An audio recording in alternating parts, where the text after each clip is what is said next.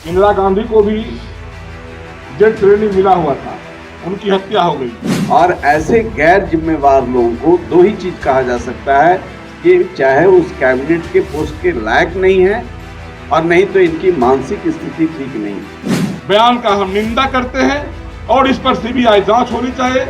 क्या आप पूर्व प्रधानमंत्री इंदिरा गांधी की हत्या का हवाला देते हुए क्या आप हमारे नेता आदरणीय श्री चिराग पासवान जी की हत्या की साजिश रच रहे हैं और अविलंब उन पर कार्रवाई कर कैबिनेट से मंत्री पद से निकाला जाना चाहिए। दोस्तों नमस्कार, बहुत स्वागत है आपका चौकस भारत में। मैं आपका दोस्त ब्रजेंद्र। राष्ट्रीय लोक जनशक्ति पार्टी के राष्ट्रीय अध्यक्ष पशुपति पारस ने एक बयान दे दिया है। इन्होंने बयान ये दिया है कि जेड सुरक्षा मिलना खतरे से बचाव करने में सक्षम नहीं हो सकता है। जी हाँ, एक बात हो रही थी, मीडिया ने जब सवाल किया कि अब तो चिराग पासवान को भी जेड सुरक्षा मिल गया है। इन्होंने स्पष्ट तौर पे ये कहा है कि जेड सुरक्षा मिलने से क्या हो जाता है। जेड सुरक्षा तो इंदिरा गांधी के पास भी था और इंदिरा गांधी की हत्या हो गई थी। बस यही बात लोक जनशक्ति पार्टी रामविलास के खेमे में तैरने लगी और आनन फानन में प्रेस कॉन्फ्रेंस का आयोजन कर दिया गया। इस आयोजन में संजय पासवान के साथ अरुण सिंह भी मौजूद रहे। दरअसल इस मुद्दे को लेकर संजय पासवान ने जिस तरह की बात कही है, पशुपति पारस के लिए वो बड़ा ही गौर करने वाली हो सकती है। दरअसल संजय पासवान ने यह कह दिया कि हमारे देश के इन सुरक्षा एजेंसियों पर एक कैबिनेट मिनिस्टर ने सवाल खड़ा कर दिया है। चलिए पहले सुनते हैं संजय पासवान जी को कि क्या कुछ कह रहे हैं। उसके बाद अरुण सिंह भी इस मुद्दे को लेकर काफ़ी स्थिति को बदलने की कोशिश की है। इन्होंने भी स्पष्ट किया है कि ये पूरा मसला जो है ये अब सीबीआई जांच के घेरे में आने वाली है। चलिए सुनिए, एक एक करके सुनते हैं क्या कुछ कह रहे हैं ये लोग। मंगलवार को हाजीपुर में एक बयान दिए थे जिसमें उन्होंने भारत सरकार के सुरक्षा पर भी सवाल उठाया और उन्होंने उनसे जब पूछा गया तो उन्होंने कहा, उनसे पूछा गया कि चिराग पासवान जी को जेड श्रेणी मिला हुआ है। उन्होंने कहा कि जेड श्रेणी मिला हुआ तो क्या हुआ, जेड श्रेणी तो नेता के लिए जी का जंजाल होता है। और साथ में उन्होंने ये भी कहा इंदिरा गांधी को भी जेड श्रेणी मिला हुआ था, उनकी हत्या हो गई। मैं कहना चाहता हूं, एक तो आपने भारत के रक्षा पर सवाल उठाया, जो जवान लगे हुए नेता के को प्रोटेक्ट कर रहे हैं, जो सुरक्षा दे रहे हैं, आप उसके सोच पर सवाल उठाया। दूसरा, हम लोगों को लगता है पूरी पार्टी इस बात से चिंतित है, क्या आप पूर्व प्रधानमंत्री इंदिरा गांधी की हत्या का हवाला देते हुए क्या आप हमारे नेता आदरणीय श्री चिराग पासवान जी की हत्या की साजिश रच रहे हैं। और इस तरह के बचकाना बयान बिल्कुल निंदनीय है। मैं देश के प्रधानमंत्री और देश के गृह मंत्री से आग्रह करना चाहता हूं कि भारत सरकार के कैबिनेट मंत्री होकर इस तरह का बयान दे रहे हैं एक माननीय सांसद, एक लीडर को, तो हम समझते हैं कि उनको बाहर करना चाहिए कैबिनेट से। हमारी ये मांग है और इस बयान का हम निंदा करते हैं और इस पर सीबीआई जांच होनी चाहिए। इन जो बयान दिए हैं सीबीआई जांच होनी चाहिए और कैबिनेट से उनको बाहर करना चाहिए। निश्चित रूप से पूर्व में से ही उनके सुरक्षा पर, हमारे नेता आदरणीय श्री चिराग पासवान जी की सुरक्षा पर राष्ट्रीय लोक जनशक्ति पार्टी के नेता और राष्ट्रीय अध्यक्ष, उनके कैबिनेट मंत्री सवाल उठाते आ रहे हैं। हम लोगों के लिए चिंता का विषय है। हम पूरी पार्टी भारत के प्रधानमंत्री, गृह मंत्री से मांग करते हैं उनके बयान की सीबीआई जांच होनी चाहिए और अविलंब उन पर कार्रवाई कर कैबिनेट से मंत्री पद से निकाला जाना चाहिए। आप कैबिनेट से निकालने की बात कर रहे हैं और आप एनडीए के पार्ट ही नहीं है, तो क्या लग रहा है, आपकी बातों को कितना सुना जाएगा? नहीं, हम एनडीए के पार्ट हैं नहीं हैं, लेकिन पशुपति पारस तो लेकिन भारत सरकार के वो कैबिनेट मंत्री हैं। इस तरह का बचकाना बयान बिल्कुल चिंता का विषय हमारे लिए है कि उन्होंने ये भी कहा कि भारत सरकार के पूर्व प्रधानमंत्री इंदिरा गांधी की जेड श्रेणी प्लस होते हुए और अन्न सुरक्षा होते भी उनकी हत्या हो गई, तो उन्होंने या तो हमारे नेता के ऊपर कोई साजिश रच रहे हैं जिसका उन्होंने खुद पर्दाफाश किया है, तो हमारे लिए चिंता का विषय है।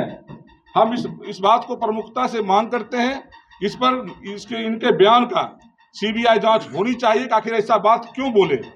उन्होंने अपने मुख से इसका पर्दाफाश किया है।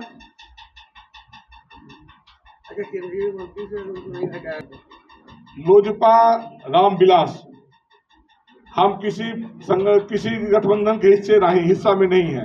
हम मांग करते हैं कि ऐसे बचकाना बयान पर अंकुश लगाया जाए और इनके बयान का जांच होनी चाहिए। चूंकि ये सीधा धमकी है और ये साजिश है। हम लोगों को लगता है कि पशुपति कुमार पारस जी हमारे नेता के खिलाफ षड्यंत्र रच रहे हैं। हत्या की साजिश है और ये रच रहे हैं, तभी इनके मुंह से उद्गार निकला है और इनके ये बयान दिए हैं। हमारे नेता को देखकर जनसैलाब उतर कर आ रहा है, लोकप्रियता बढ़ी है। इनको भी इस बात का भी उनको दर्द है और ये चाहते हैं कि हर तंत्र से रोकें। वो सक्षम भी हैं, तो वो षड्यंत्र रच रहे हैं। अब क्या चल रहा है उनके मन में, ये जांच का विषय है। सरकार के मंत्री आपने भी कई तरह के सवाल खड़ा किए मीडिया के। ये कॉन्स्टिट्यूशनल पोस्ट है और प्रोटोकॉल के तहत संविधान के हिसाब से कलेक्टिव रिस्पॉन्सिबिलिटी है मंत्री का भी, पूरे कैबिनेट का भी। और कोई कैबिनेट मिनिस्टर ये कहता है कि जेड सिक्योरिटी क्या है, हमारे नेता का थ्रेट परसेप्शन रहा होगा, तभी तो गृह मंत्रालय ने जांच किया, जांच के बाद सुरक्षा मुहैया कराया। अब आप उस थ्रेट परसेप्शन के पूरे एजेंसी को चैलेंज कर रहे हैं। यह वायलेशन ऑफ कलेक्टिव रिस्पॉन्सिबिलिटी है। यह संविधान के तहत, प्रोटोकॉल के तहत यह एक गंभीर सवाल है, यह हल्का सवाल नहीं है। और ऐसे गैर जिम्मेवार लोगों को दो ही चीज कहा जा सकता है, ये चाहे उस कैबिनेट के पोस्ट के लायक नहीं है और नहीं तो इनकी मानसिक स्थिति ठीक नहीं है। अब इस सवाल के साथ निश्चित तौर से हम लोग भारत सरकार को लिखेंगे। ये सवाल एलाइज का नहीं है, ये सवाल है कि भारत सरकार का एक मंत्री जिसका कलेक्टिव रिस्पॉन्सिबिलिटी है और जेड सिक्योरिटी गृह मंत्रालय ने दिया है, तो उसमें सारे मंत्रिमंडल के फैसले के तहत होता है। और इसमें एक मंत्री कह रहा है सुरक्षा का मतलब क्या है? It is nothing. इसका मतलब कि आप जो संविधान के जो मौलिक तत्व हैं उसके खिलाफ आचरण कर रहे हैं और संविधान के आचरण के खिलाफ। ये मेरे लिए विषय नहीं है कि वो कैबिनेट में रहें कि नहीं रहें, लेकिन एक नागरिक की हैसियत से, एक पॉलिटिकल पार्टी की हैसियत से, एक संवैधानिक परंपरा के हिसाब से कोई ऐसा गैर जिम्मेवार व्यक्ति जो हमारे सेना पर, सुरक्षा बल पर, पारा फोर्स पर चैलेंज कर रहा हो और ये कह रहा हो कि सब रहते हुए भी कुछ हो जाता है, ये अराजकता, संवैधानिक अराजकता की ओर ले जाएगा। इसलिए गंभीर सवाल है। मैं गृह मंत्री और प्रधानमंत्री जी से मांग करता हूं, इसकी जांच गंभीरता से होनी चाहिए। और किस परिस्थिति में इन्होंने, आप उतावलापन में हैं ठीक है, लेकिन एक संवैधानिक पद पर आप बैठे हुए हैं और ऐसी परिस्थिति में आप देश के पूरी सुरक्षा व्यवस्था पर चुनौती दे रहे हैं। ये सिर्फ मेरे लिए खतरा का विषय नहीं है, यह विषय इस परंपरा पर है कि आजादी के बाद कोई ऐसा मंत्री नहीं हुआ जो अपने कलेक्टिव रिस्पॉन्सिबिलिटी से संवैधानिक प्रतिबद्धता के विरुद्ध आचरण कर रहा है।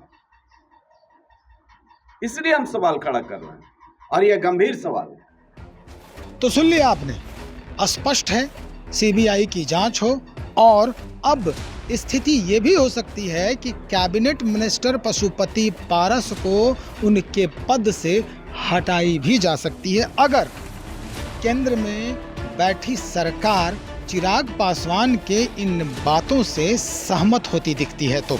और हो सकता है कि चिराग पासवान के सुरक्षा घेरा को और मजबूत कर दिया जाए, क्योंकि चिराग पासवान जहां भी जाते हैं एक बड़ी हुजूम जो है वो वहां पर मौजूद होता है और यही वजह है कि अब इस खेमे से इसकी मांग यानी सुरक्षा व्यवस्था बढ़ाने की मांग अब जोर पकड़ने वाली है। चलिए देखते हैं क्या कुछ नया बदलाव होता है चिराग पासवान जी के सुरक्षा घेरे में।